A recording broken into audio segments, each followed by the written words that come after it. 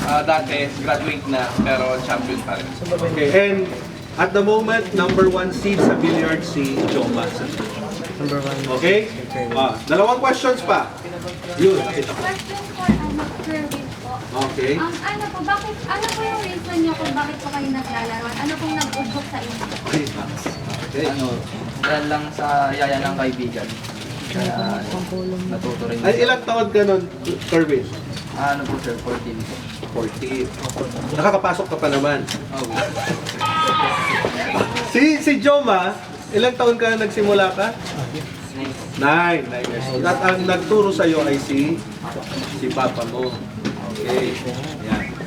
Isa pang tanong. Sir, si Kuya Jama, Sige. how do you feel po na natalo po kayo ni Kuya Kerwin po? Kasi di ba, chance na din po ito ulit para sa mga drunk streak nyo po.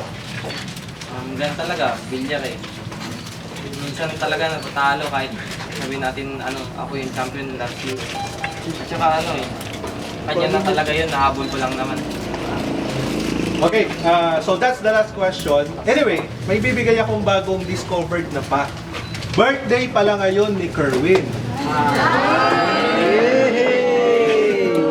Kaya sure ka sa bola eh. At dahil birthday ni Kerwin, magpapasalubong ako ng isang extra tanong. Ay! Sige, si Sir Jeff. Highest placement ni Kerwin. Highest placement mo daw sa anumang tournament. Ano yung parang yun pinaka mataas na achievement? Pinakamataas